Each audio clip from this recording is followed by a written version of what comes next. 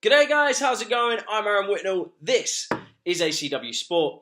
And when we look back at week 4 of the 2017-2018 Premier League season, I think the two words to best sum it up are controversial and inconsistent. And the reason for this is because when you look at the refereeing decisions, they have completely split football in terms of what the right decision was. Was it a red or was it a yellow?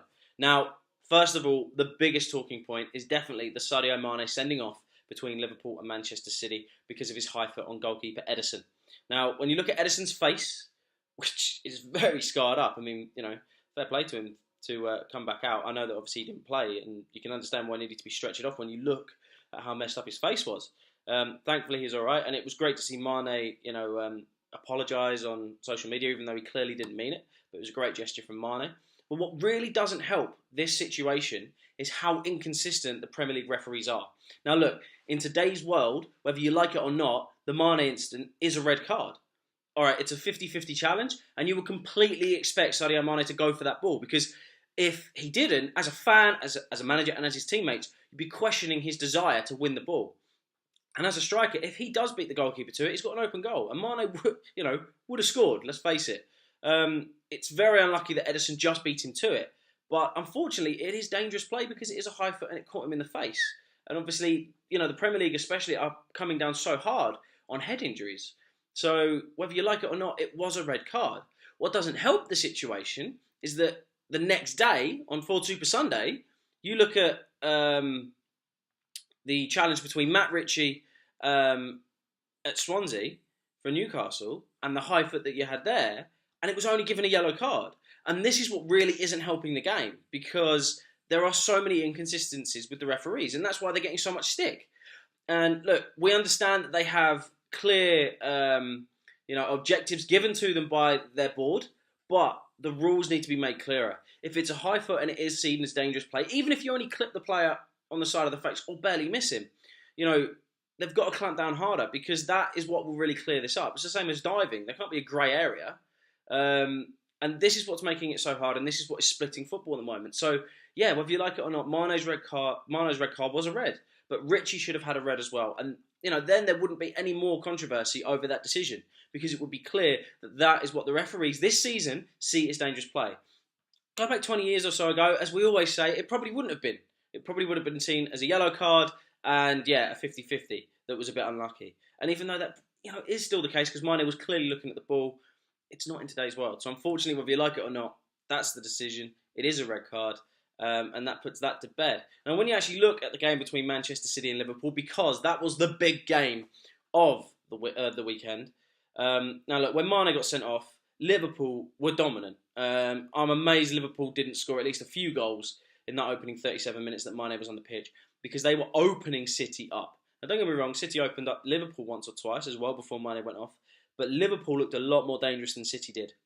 However, to be 1-0 down when Mane gets sent off, still very much in the game, but then to lose 5-0 is embarrassing and just shouldn't have happened. And I do really have to question what Klopp was thinking when he took off Mo Salah and brought on Alex Oxlade-Chamberlain, because it took away any attacking prowess that Liverpool had in that game. Because Firmino is not a hold-up player. That's not his game. He's fast, he's silky, he's skillful.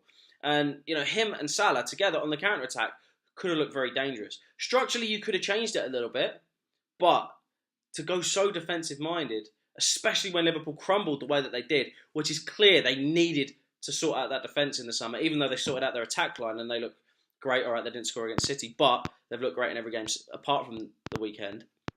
But, to go for Van Dijk, fail, and then not try and get someone else is such a ridiculous decision, and Liverpool were made to pay because of it. And I'm going to give all the credit to City, because they took it to Liverpool and they sent a message to every team in the Premier League that if you're not on top of your game, they are going to tear you apart. Now look, I know it was against 10 men, and Liverpool were playing very well before that, but they fell apart and it was embarrassing. And especially after the performance Arsenal put in the week before against them, you would expect Liverpool to really have a better game than what they did. It was absolutely awful from them. Credit to City though. Sane with a couple of absolutely wonderful goals there.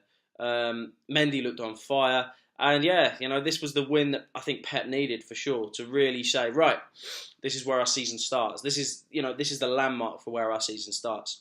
So this is where we're really going to see how Manchester City do from this point this season. Liverpool need to bounce back in fashion next week though, because that was humiliating. And when I like Jurgen Klopp, but when you look at his record compared to Brendan Rodgers, same amount of games played, Klopp has something like 10 points less than Rodgers at this stage. So, he needs to improve his results because, when you look at that record, you can understand why some Liverpool fans don't feel like he has taken the club forward.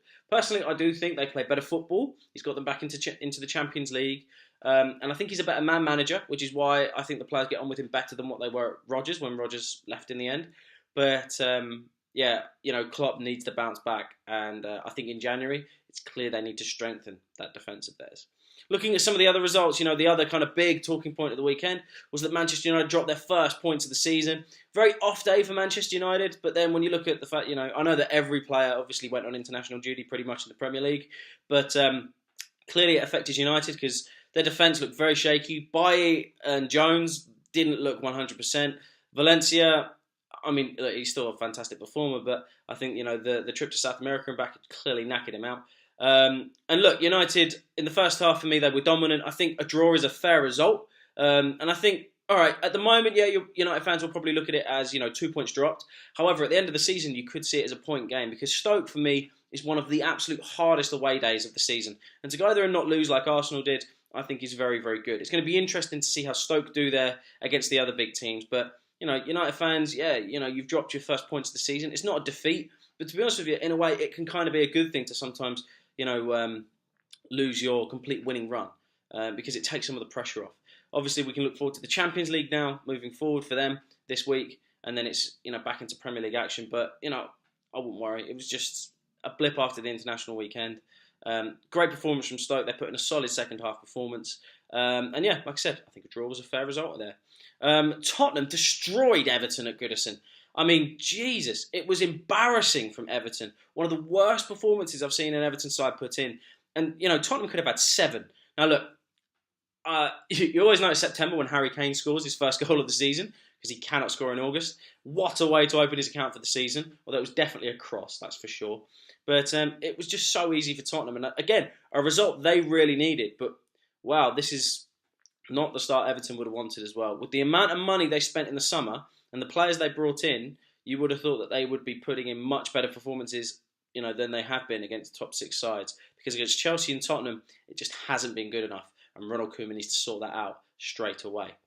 Chelsea-Leicester, one of the only predictions I got right over the weekend. Thank God for that.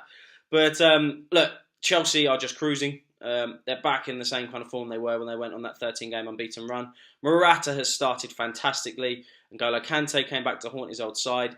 Leicester, like I said, look very, very good, but they just don't quite have the quality to break down the big boys. But I'm still expecting a solid season from Leicester, and I reckon they will challenge for Europa League.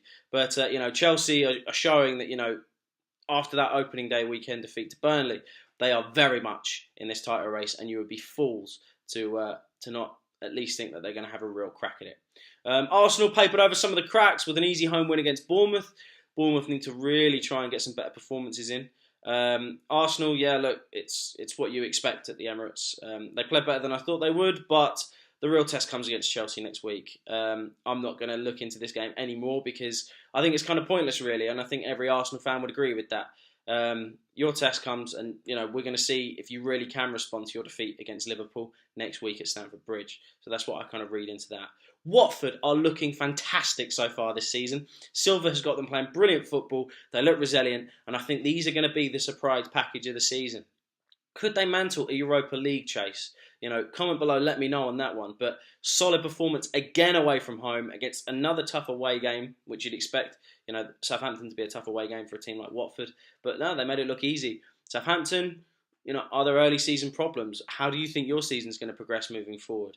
Again, comment below, let me know. But at the moment, it's not looking good. Brighton, congratulations on scoring your first ever Premier League goal.